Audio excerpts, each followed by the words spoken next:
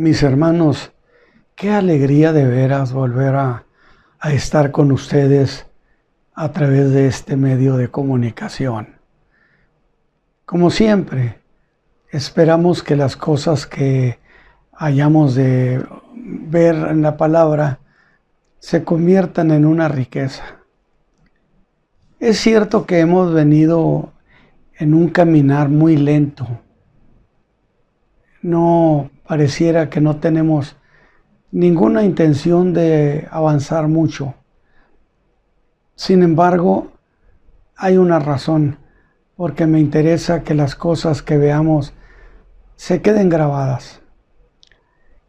Y al decir esto, estoy diciendo, en la medida que avanzamos en los capítulos, pues encontramos que los capítulos se iban haciendo más fuertes, más violentos, más complicados.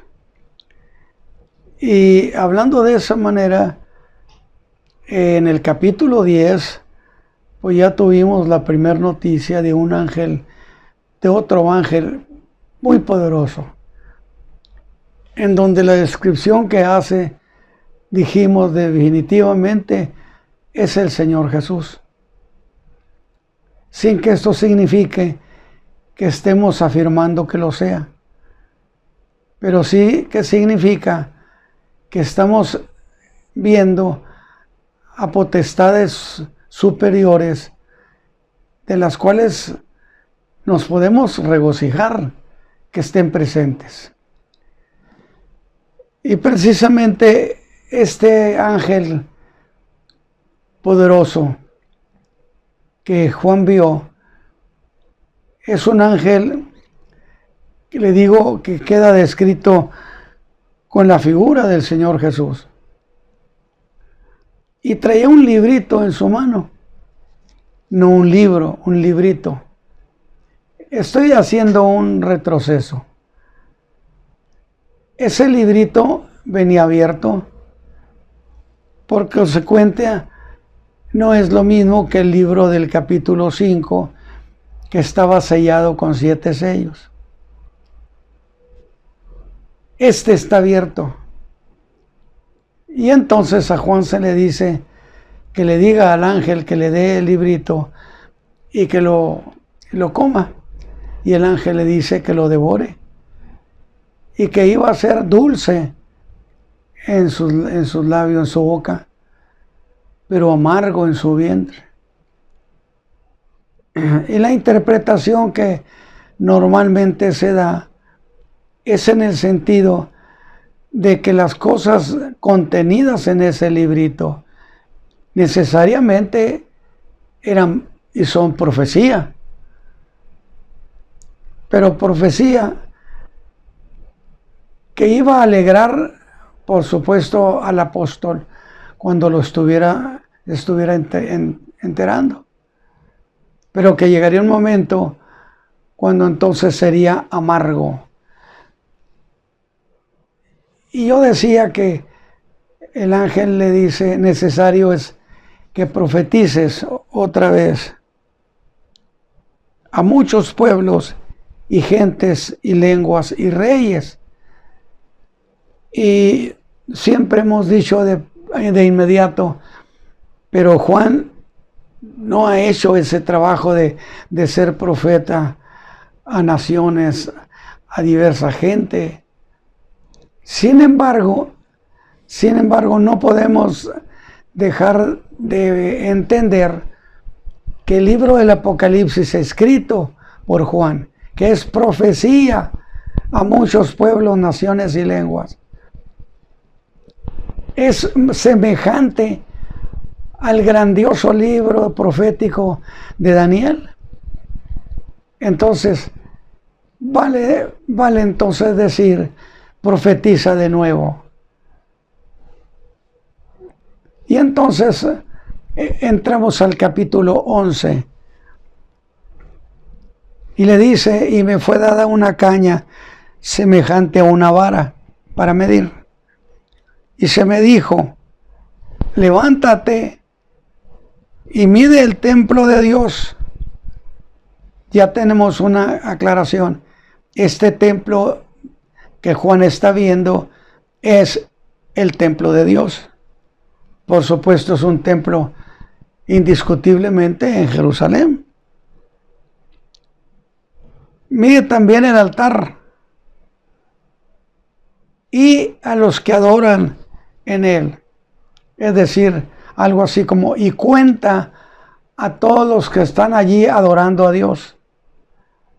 Quiere decir que había un culto de adoración en el templo. Y le dijo, y echa fuera el patio que está fuera del templo, y no lo midas. ¿Por qué no lo mides? Porque esto es dado a los gentiles, y hollarán la ciudad santa 42 meses. Es dado a los gentiles, porque todavía estamos en ese tiempo, en el tiempo de los gentiles. Está en la ciudad santa 42 meses, es decir, 3 años y medio. Está dando una profecía conflictiva a esta ciudad y a este lugar. Lo van a pisotear, lo van a maltratar. Pero ese es en el capítulo 2. Pero en el versículo 3, es una contra, por así decirlo, una comparación de lo que sucede. Si en el 2 fue precisamente hollada la ciudad de Jerusalén, la ciudad santa, que era una ofensa muy grave, pero ya en el capítulo 3, el Señor habla de que en ese tiempo manda a 2 testigos. Es decir, puede entenderse propiamente que esos 2 testigos se presentan a causa de la profanación que se esté dando en la ciudad de Jerusalén y en el templo, en el santuario de Dios,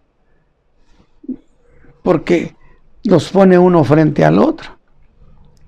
Y ellos profetizarán por 1260 días. Fíjese usted el tiempo de que estos profetas van a utilizar. Van a pisotear la ciudad, van a pisotear el santuario 42 meses, los gentiles 3 años y medio. Pero estos testigos profetas ministrarán también 1260 días, que vienen siendo los mismos 42 meses que estos gentiles estén hollando la ciudad, pisoteándola. De tal manera entonces que nos vamos a esta cuestión de los 2 testigos de Dios, profetas, y profetas de ministerio. ¿Qué quiero decir con esto? Bueno, quiero decir que hay quien profetice ocasionalmente, pero que no se dedique a la profecía, porque no tiene ministerio de profeta. Porque hay quien al tener ministerio de profeta, no es una sola vez, sino muchas veces las que él ministra con profecía. Eso sería la diferencia entre profetizar y ser profeta. Y entonces hablamos de estos 2 testigos. Y la pregunta propia de entre el versículo 2 y el versículo 3, que usted tiene que leer, del capítulo 11, nace una pregunta. Pues ¿en qué tiempo se da la presencia de esos 2 testigos? ¿En qué tiempo? Porque la profecía es tiempo. La profecía es historia. Y esto sucede en un tiempo específico. De tal manera que por los pasajes colaterales podemos descubrir que esto está sucediendo en un tiempo de gran profanación del santuario, y que eso es para un judío una ofensa mayor. Y era por más apropiado que se enviara a esta clase de profetas, que nosotros siempre hemos dicho que se trata de Moisés y Elías. En el tiempo de la liberación del pueblo de Egipto llegó Moisés. En el tiempo de Jezabel llegó Elías. En el tiempo antes del diluvio llegó Enoc. Con la diferencia, pues, que Enoc no es hebreo, es antidiluviano. Y nomás sabemos que fue arrebatado, pero no sabemos si ya murió o no murió. Porque de que haya muerto, debe de morir. Porque hay un principio bíblico que está establecido a los hombres: morir una vez. Entonces, bueno, no hemos visto morir en la profecía más que a Moisés. A Elías no lo hemos visto morir. Lo hemos visto ser levantado. Pero eso no implica que no haya de morir. Y que de eso habrá constancia, de la muerte de estos dos profetas. Por eso yo digo, busqué qué circunstancia crítica estaba viviendo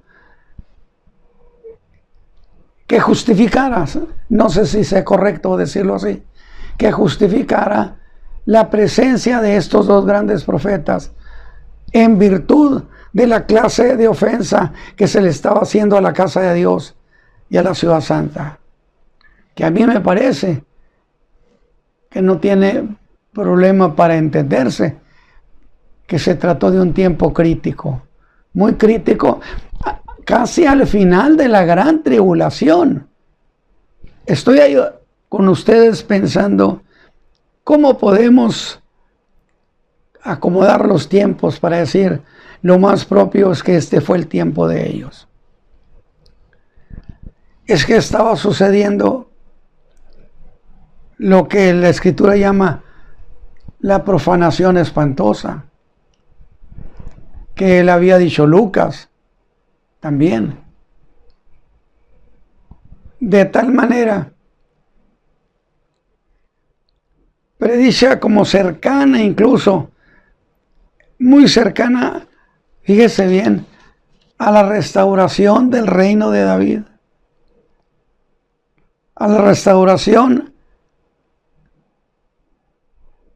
del reinado de Israel y la instalación del reinado de Cristo. Repito, estamos puntualizando que ese ángel que le entregó ese librito a Juan se asocia luego con la llegada de dos profetas. Y yo dije, ¿qué es lo que justifica? ¿Qué clase de tiempo se está viviendo que justifique que Dios envía a esos dos profetas muy vigorosos del antiguo tiempo, como fue Moisés y como fue Elías? Es más, yo no encuentro otros semejantes a ellos. Entonces, estos llegan en un momento de una circunstancia crítica, que sin duda es la profanación espantosa que fue predicha como muy cercana, fíjese bien, como muy cercana a la restauración del reino de David, a la instalación del reino de Cristo, que es lo mismo. Y entonces yo quiero que leamos lo que sucedió a manera de entender eso como un contexto. Y dice que sucedió algo en el cielo. En el cielo causó un gran festejo, según el versículo 15 de este capítulo 11, porque asocia ese momento con el séptimo ángel que toca la séptima trompeta. Pero mire usted lo que significó. Para empezar, ese ángel tocó la séptima trompeta y se hizo en el cielo un gran festejo. Es decir, emocionados los hombres, los siervos de Dios. Dice, y el séptimo ángel tocó la trompeta y fueron hechas grandes voces en el cielo, que decían, observe qué decían, y usted me va a decir a qué tiempo pertenecería eso, para decir qué cercanía tiene la séptima trompeta con el establecimiento del reino de Cristo. Y dijeron en el cielo, los reinos del mundo han venido a ser los reinos de nuestro Señor y de su Cristo, y reinarán para siempre jamás.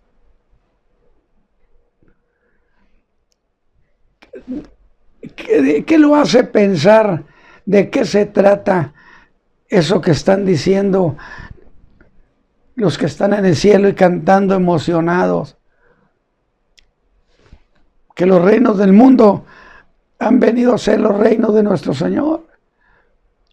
Pues que el Mesías, que Cristo va a establecer su reino y que dominará sobre el mundo entero, y las naciones y los reinos de la tierra vendrán a ser reinos de nuestro Señor, porque Él tendrá dominio sobre el mundo entero y reinarán para siempre jamás. Que yo decía algo, estos pasajes siempre nos hablan de un pueblo, el de Israel, que han venido imperios y se han ido. Israel ahí está. Se levantó el imperio egipcio, se terminó, Israel ahí está. El imperio asirio, Israel ahí está. El imperio babilónico, el medo-persa, el griego y hasta aquí el imperio romano, y el pueblo de Israel sigue presente en la tierra. Y cuando se establezca ese reino eterno, allí estará el eterno Hijo de David, que reinará para siempre jamás. Porque son actos de la gracia de Dios que es incancelable.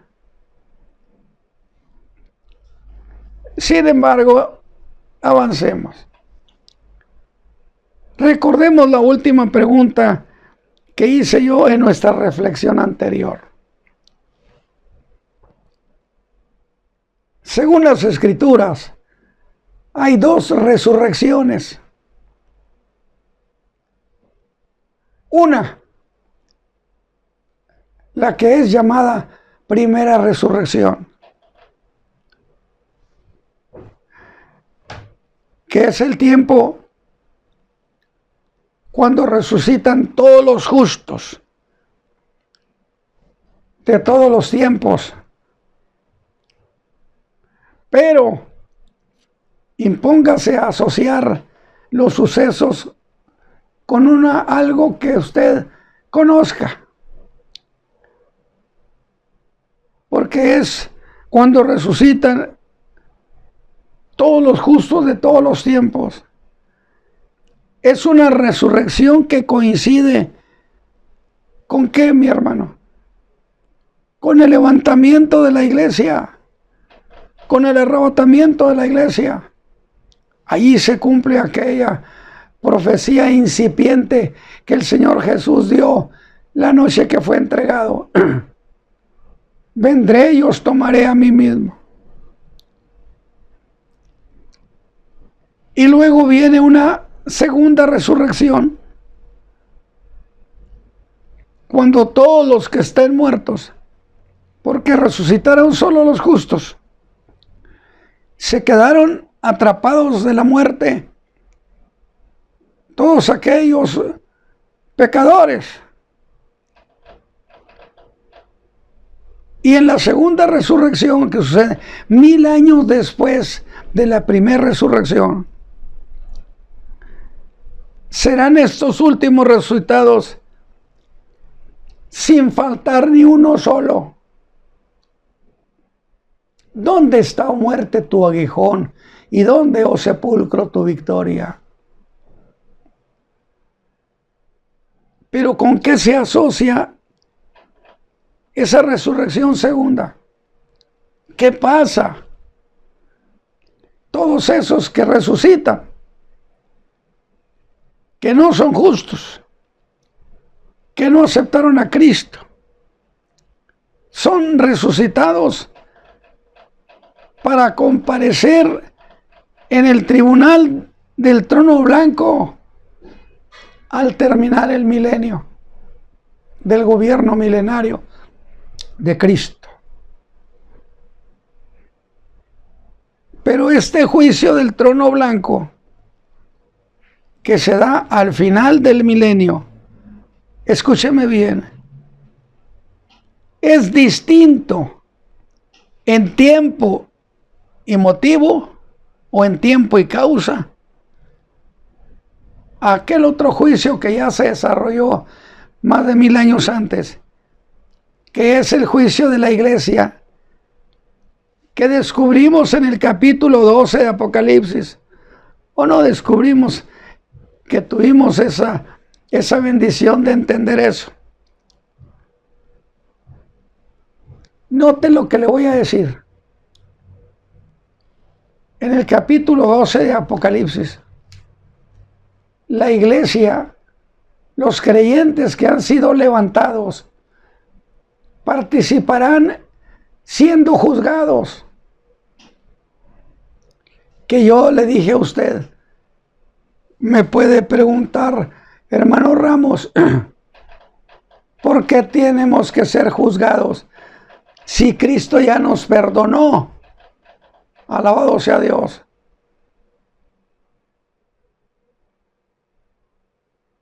Si Cristo ya nos perdonó, nadie puede ser juzgado 2 veces por el mismo delito. ¿Y cómo será este juicio de la iglesia? Según el capítulo 12.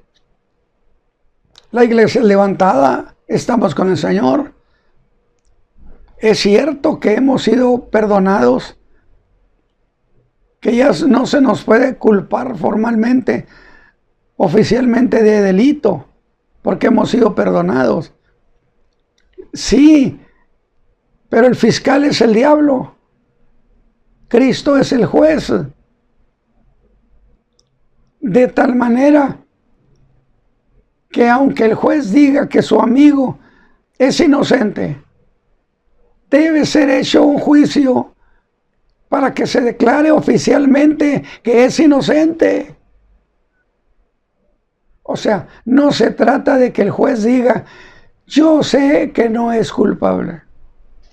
De ninguna manera. Entonces, allá en el cielo, se hace un juicio creyente por creyente, donde el fiscal es el diablo, que dice Juan, acusaba a nuestros hermanos día y noche. Afortunadamente y para bendición, todos aquellos que hayamos sido levantados, ya no hay regreso.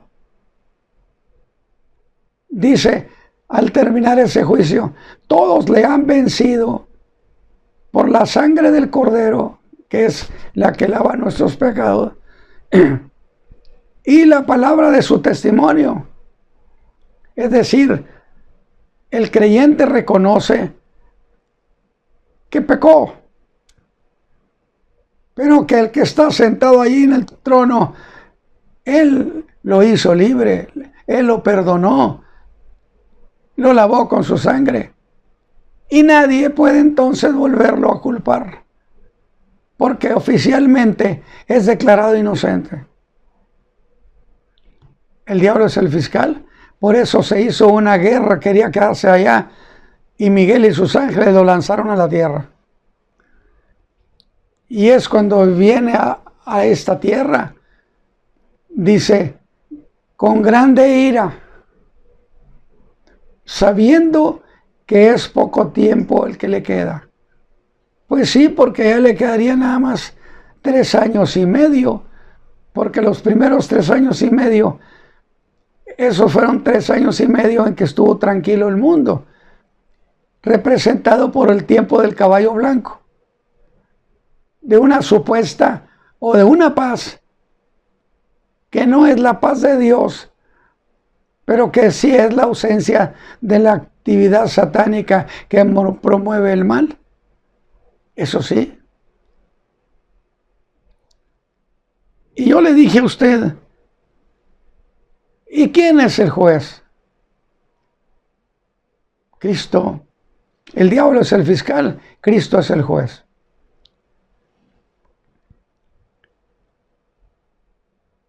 Mientras que el del trono blanco, 1000 años después, donde se juzgan a todos los no creyentes o los que vivieron apartados de Dios, el juez es otra vez Cristo.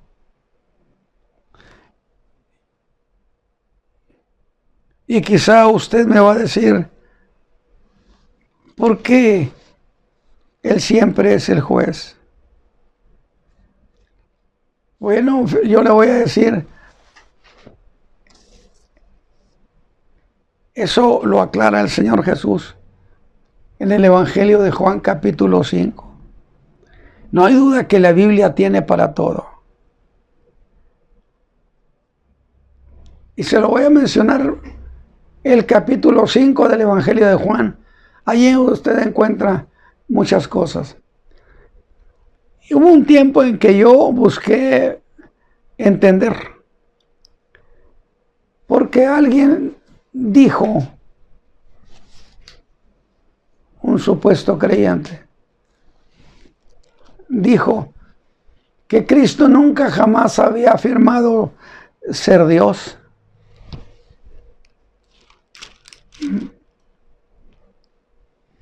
Y buscando entender,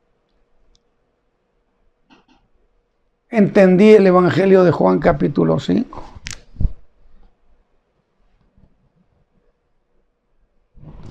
Déjeme explicárselas y luego avanzamos.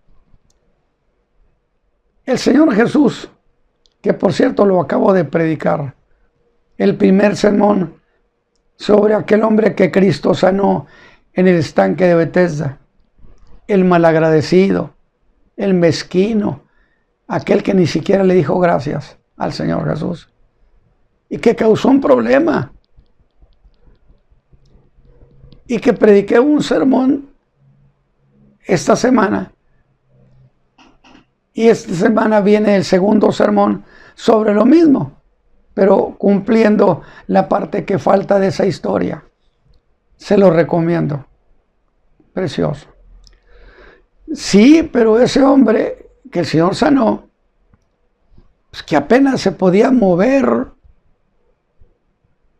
pero ahora sano, su cuerpo se fortaleció y el Señor le dijo que cargara su lecho y se fuera. Y era sábado. Y los que lo conocían Por supuesto que se maravillaron, pero le dijeron, pero es sábado, no te es lícito. Sí, pero el que me sanó me dijo que lo hiciera. Y la pregunta es, ¿y quién es el que te sanó? ¿O quién es el que te lo dijo?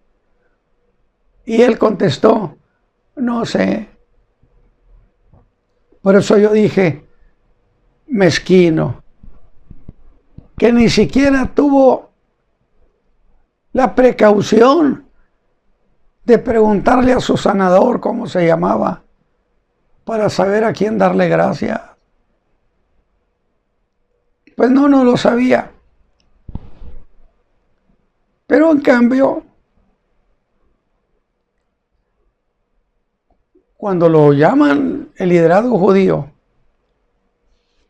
pues él no tiene información que dar. Pero el Señor se le muestra, por así decirlo, en el templo. Y el Señor le dice, ¿cómo se llama? Y ahora sí malagradecido y chismoso, corre con el liderazgo judío, liderazgo religioso y político, a decirles que ya sabía quién era. Y entonces mandan traer al Señor Jesús para cuestionarlo. Y cuestionarlo le dirían, no porque sanó a ese en sábado, sino porque constantemente está haciendo lo mismo en otras partes.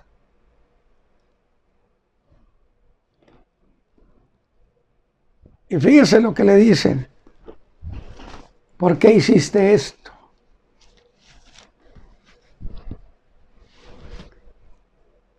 Respondiendo entonces Jesús dijo, de cierto os digo, no puede el Hijo hacer nada de sí mismo, sino lo que viene a hacer al Padre.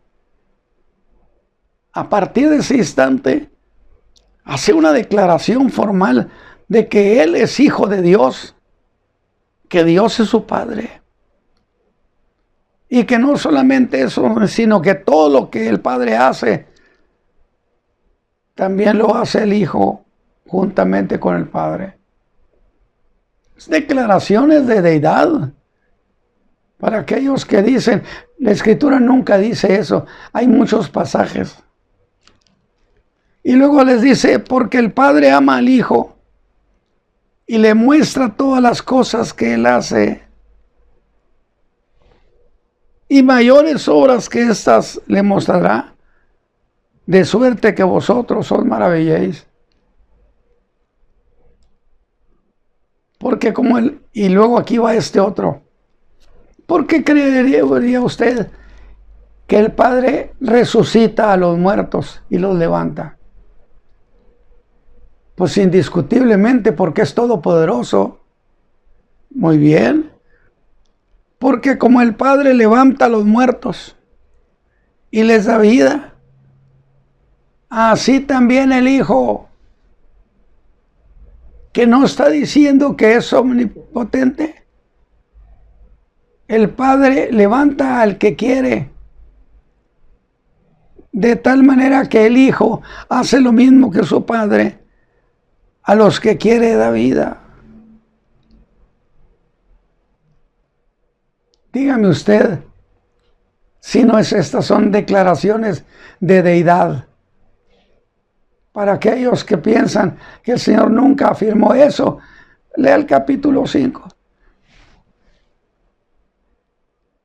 Pero mire este otro que ya nos contesta la pregunta que hicimos ahorita. Porque el Padre a nadie juzga. Eso de que ya está juzgado de Dios. No es el Padre el que juzga.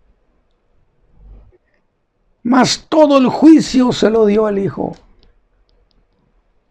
Consecuentemente, es propio que el Hijo sea el juez cuando se juzgue a la iglesia y que el Hijo sea el juez en el trono blanco. ¿Por qué razón? porque el Padre todo se lo dio al Hijo. Pero agréguele, para que todos honren al Hijo como honran al Padre. El que no honra al Hijo, no honra al Padre que lo envió. Dígame usted, mi hermano, que me está escuchando, dígame si no estos pasajes son pasajes de yo soy lo mismo que mi Padre, hago lo mismo que hace mi Padre. Él resucita a los muertos porque es todopoderoso, pero yo hago lo mismo porque soy todopoderoso. Mi Padre resucita al que quiere, pero el Hijo también hace lo mismo. El Padre me muestra todo lo que Él hace, porque el Padre me ama. El Padre a nadie juzga.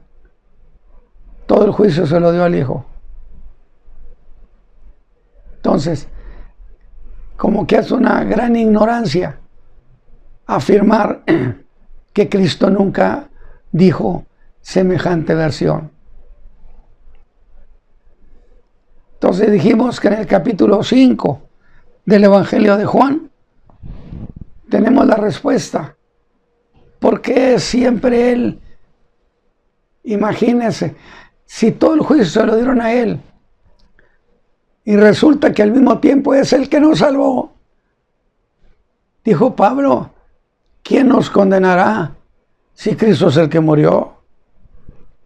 Si Él es el juez, Él es el que nos salvó. Qué extraordinario pasaje del Evangelio de Juan capítulo 5. Y realmente, bueno, pues disculpen, hermanos, que hayamos desviado un poquito el tiempo, pero vale la pena, porque el Hijo es el que juzga. Pero yo estoy hablando de esto por otra razón. La pregunta con la que cerramos la semana pasada es que dijimos que hay dos resurrecciones. La primera resurrección, que es cuando Cristo levanta la iglesia y son resucitados los justos de todos los tiempos, pero se quedan entre los muertos los que no creyeron en Él. Esos habrán de resucitar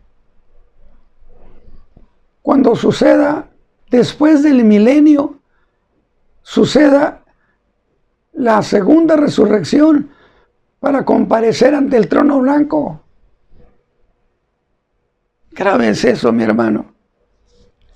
Y hablando entonces de esas dos resurrecciones,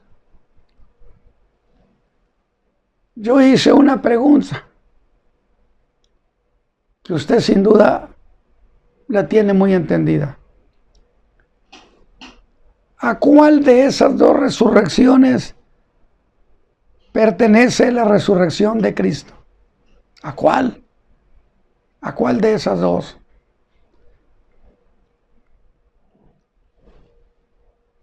Le voy a decir, la de Cristo es la primera resurrección.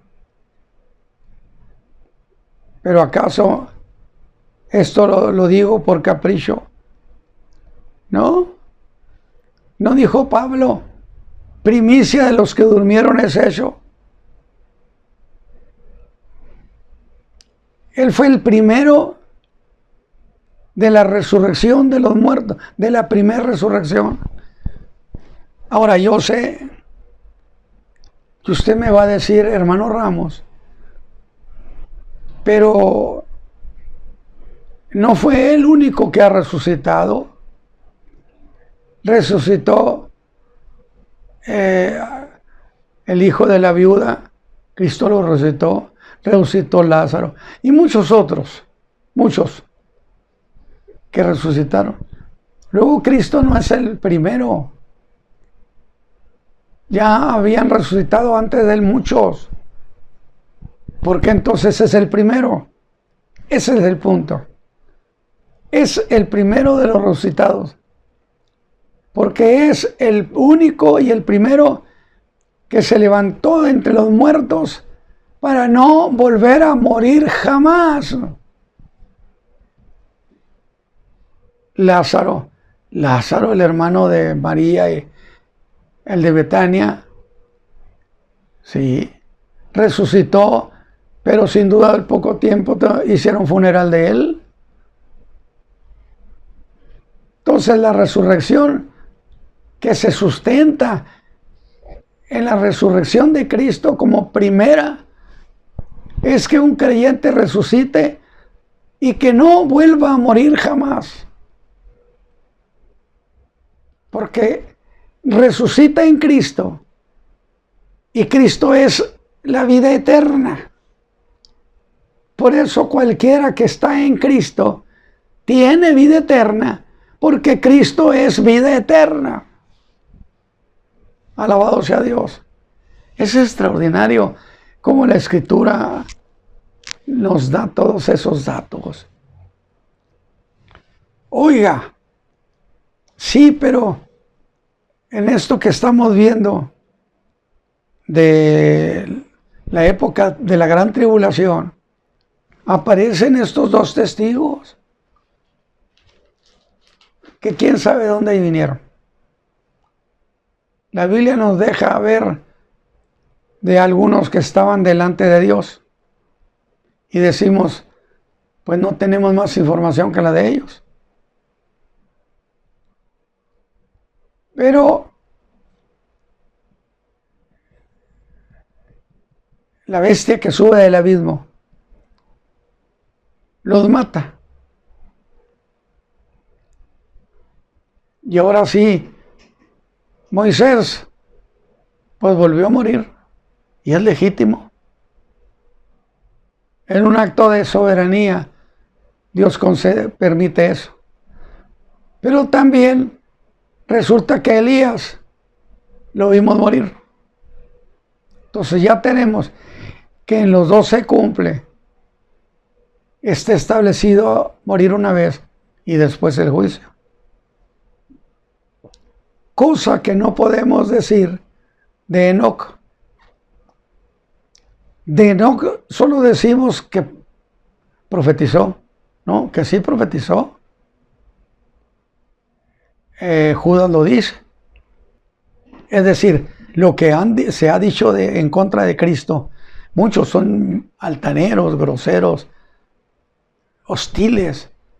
Bueno, pero que no se les olvide que eso tendrán que presentarse para responderle al Señor. No sabemos si Enoc murió. Sin duda sí murió. O sin duda mejor no sé. Pero de que tiene que morir, está establecido a los hombres. Todos los hombres habrán de morir. Aunque Pablo dijo en 1 Corintios capítulo 15, creo que versículos 50 y 51, no todos moriremos, pero todos seremos transformados. Pero la transformación no es una muerte. Veamos. El apóstol Pablo, en su carta a los tesalonicenses, hace esa aclaración. Él está hablando de que el Señor viene por su pueblo. Y seremos levantados, resucitados todos los creyentes que lo han esperado con fe. Suena la trompeta y el Señor los levanta. Sí, Pablo dijo, pero no todos moriremos. Incluso Pablo tenía la esperanza de estar vivo cuando Cristo viniera. Qué interesante detalle. Vamos a pensar que Cristo viene y se da y levanta a esa enorme multitud de gente salva. Esos murieron, han resucitado. Sus cuerpos resucitan transformados, que no se diga glorificados. Porque Cristo cuando resucitó, no resucitó glorificado, resucitó transformado. Y cuando se fue con su Padre, Él dijo: Padre, glorifícame, pero allá donde estás tú, donde yo estuve contigo. Porque acá abajo no, acá abajo me han injuriado. Y entonces el creyente, cuando Cristo levanta su iglesia, muchos creyentes se quedaron en la tierra, pero viven todavía. O sea, no han muerto, porque resucitan los que están muertos. Los que no están muertos, ¿cómo resucitan? Cosa de lógica. Pero,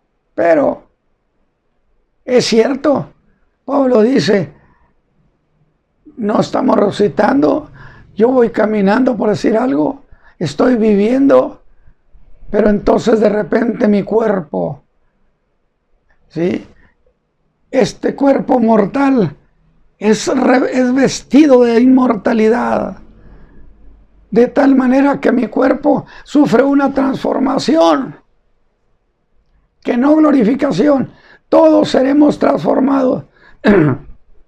La glorificación será cuando estemos con Él. Esa es otra cosa. De tal manera que esos creyentes, cierto que no murieron en el sentido de que no hubo funeral para ellos, no se les llevó al panteón, de repente fueron transformados. Y esa transformación equivale a muerte y resurrección. Porque en la muerte el cuerpo pierde su calidad de vida. Y en la resurrección la retoma.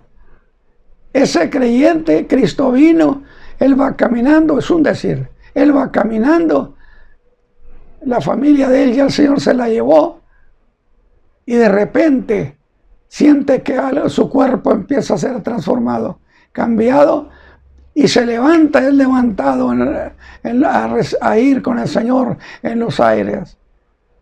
No hubo resurrección en el sentido de los que estaban muertos, pero sí hubo transformación que equivale a muerte y resurrección.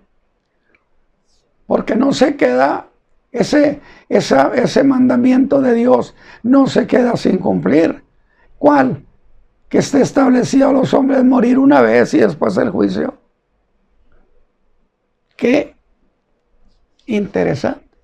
Entonces la pregunta que yo hacía era, oiga, ¿están estos dos hombres porque la bestia que sube del abismo los liquidó, los mató?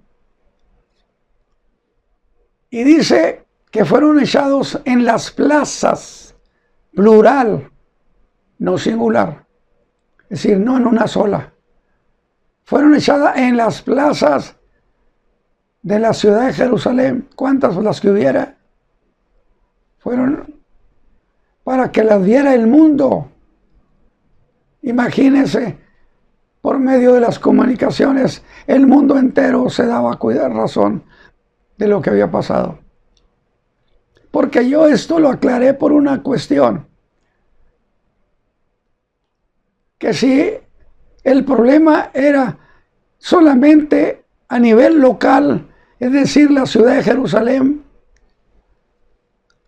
y una sola plaza, allí están tirados 3 días y medio, no permitieron que los sepultaran. O bien el ministerio de ellos dos tuvo cobertura mundial. ¿Qué la idea nos da la Escritura? Cobertura mundial. Porque dice que los tuvieron ahí muertos. Y las gentes de las naciones se regocijaban y se mandaban regalos entre ellos. felicitaciones porque mataron a esos latosos que nos tenían asolados. Quiere decir que ellos mismos testificaron que el ministerio de estos dos los alcanzó también a ellos. Claro, ellos estaban en la tierra de Israel, pero su alcance ministerial cubría la tierra entera. Yo no estoy diciendo que volaban, estoy diciendo su ministerio. Porque, ¿qué era lo que hacían ellos? ¿De qué profetizó Moisés? Pues de lo que estaba sucediendo, de que tenían que irse a la tierra. ¿De qué profetizó Elías? Pues de lo que estaba pasando en la nación. ¿De qué profetizarán esto? De lo que esté pasando en el mundo. Pero, al mismo tiempo, este tiempo es el tiempo cuando el anticristo está utilizando el templo y sentarse como Dios exigiendo adoración. Es decir, en un momento sumamente crítico llegan estos dos. Y por supuesto, ¿usted cree que estos no vienen a profetizar sobre ese maltrato a la casa de Dios, sobre esa injuria, sobre esa profanación? Es como pensar que Elías no dijo nada de Jezabel.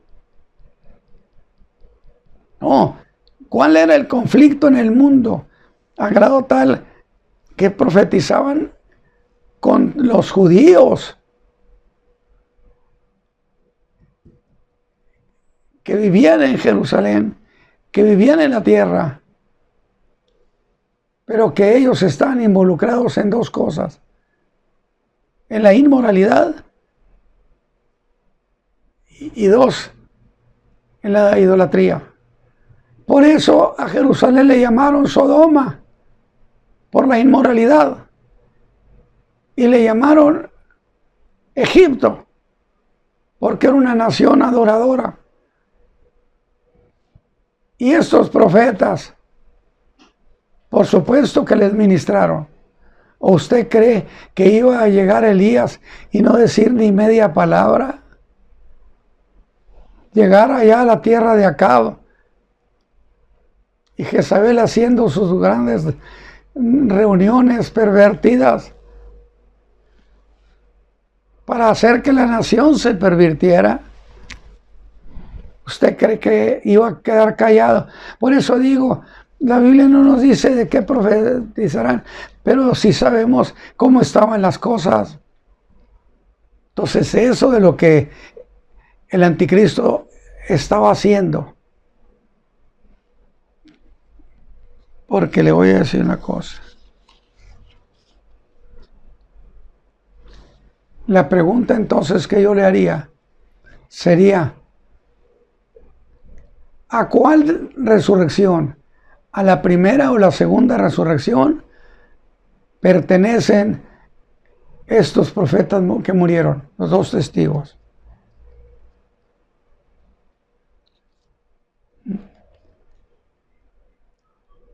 Necesariamente pertenecían a la primera resurrección, pero que hace miles de años, no importa, no importa. Hace miles de años que Cristo resucitó y Él es el primero de los que resucitaron para no volver a morir.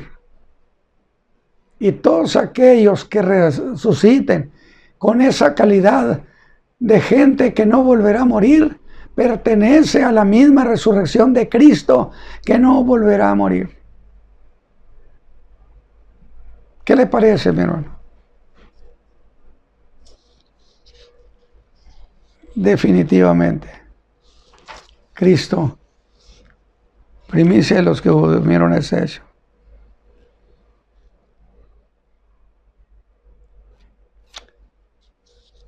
Pero déjeme decirle algo más, porque hemos estado ubicando ¿A qué tiempo pertenecen estos dos testigos? Bueno, interesantemente, ellos pertenecen a una época justamente y necesariamente y cronológicamente pertenecen al tiempo despuesito del caballo bermejo, porque es cuando empieza la gran tribulación. 3 años y medio no hubo gran tribulación. Llega el caballo bermejo y empieza la gran tribulación y empieza las guerras entre naciones. De tal manera que son 3 años y medio de que el anticristo va a operar. Pero son 3 años y medio que los gentiles van a pisotear Jerusalén, 42 meses. Y no hay más 3 años y medio más que los que es a partir del caballo bermejo, porque los otros 3 y medio ya han pasado. Yo no sé si usted logre entender lo que digo. Al caballo blanco eran 3 años y medio. Los del caballo blanco, 3 años y medio. Pero ahora llega el caballo bermejo y empieza la gran tribulación, otros 3 años y medio. Pues al anticristo no le queda más que operar en esos 3 años y medio. De tal manera que estos profetas estarán 3 años y medio, 42 meses, 1260 días, dice la Escritura. Consecuentemente, aquí hay un detalle muy importante que yo le doy mucha relevancia, para que podamos nosotros ver el tiempo, porque se puede decir, no, pues a lo mejor, no, los tiempos están muy claros. Y fíjese usted,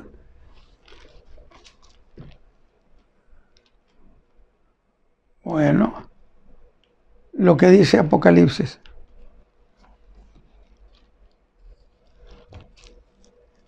En el capítulo 11, versículo 15. Y el séptimo ángel tocó la trompeta, y fueron hechas grandes voces en el cielo. O sea, hubo regocijo en el cielo. Qué interesante. Que decían, los reinos del mundo han venido a ser los reinos de nuestro Señor. Se da por hecho la victoria de Cristo y que se va a establecer ya el reino de Cristo. Y reinarán para siempre jamás. Y los 24 ancianos que estaban sentados delante de Dios en sus sillas, se postraron sobre sus rostros y adoraron a Dios, diciendo, te damos gracias, Señor Dios Todopoderoso, que eres y que eras y que has de venir, porque has tomado tu grande potencia y reinado. ¿Por qué potencia? Porque Cristo, cuando estuvo entre nosotros, se manifestó como un hombre desvalido que no tenía, pero ahora se manifiesta su potencia y se establece su reino. Por eso pregunto yo, ¿acaso esto que dice aquí no significa que son acontecimientos que están ya sucediendo al final de la gran tribulación? Bueno, Mateo 24 lo dice, el 30 al 31. Mire, le voy a leer Mateo 24. A ver si le encuentra parecido. Dice Mateo 24, 29, a partir del 29. Y luego, después de la aflicción de aquellos días, ¿cuáles días? Pues la gran tribulación. ¿Acaso no dijo el ángel a Daniel, tiempo de aflicción cual nunca ha habido sobre la tierra? Pues si no está hablando de otra cosa. Después de la aflicción de aquellos días, el sol se oscurecerá. Lo mismo que sucedió y lo mismo que sucede con Joel. La luna no dará su lumbre y las estrellas caerán del cielo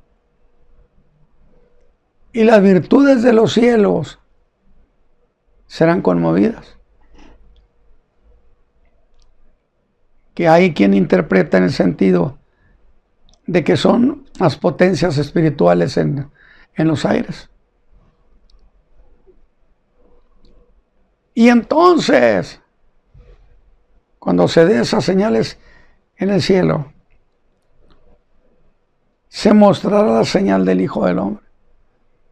Entonces es cuando se da la segunda venida de Cristo. Por eso, cuando suceden estas cosas, no está por terminar la gran tribulación. Por supuesto que está por terminarse. Y entonces lamentarán las tribus de la tierra y verán al Hijo del Hombre que vendrá sobre las nubes del cielo con grande poder y gloria. Y enviará a sus ángeles con gran voz de trompeta y juntarán sus escogidos de los cuatro vientos de un cabo del cielo hasta el otro. Que yo dije, esto lo utilizan para decir, mire, el arrebatamiento de la iglesia. Durante la gran tribulación, la iglesia estaba aquí. No. Yo le preguntaría a usted, no lo olvide, ¿somos nosotros escogidos? La carta a los Efesios lo explica bastante bien. Incluso que cuando a Cristo lo escogieron, nos escogieron con Él. Es precioso detalle. Lea la carta a los Efesios. ¿Pero acaso Israel no es llamado también el pueblo escogido? Por supuesto que Israel es el pueblo escogido. Luego habrá un juicio donde se separarán unos de otros. Es distinto. Pero Él manda a los ángeles, a todo el mundo, a que le traigan a los hijos de Israel, a los hijos de Abraham. Tráiganmelos. Pero no me los traigan a Jerusalén, sino al desierto de gentes, allá donde Moisés mandó los espías y se dio la gran rebelión de aquellos 10 y que causaron la muerte de la mayoría de los hijos de Israel que quedaron en el desierto. Ahí nos vamos a quedar esta vez para la siguiente clase. Los reinos del mundo han venido a ser los reinos de nuestro Señor. Grábelo y usted anótele allí. Este texto habla de la segunda venida de Cristo.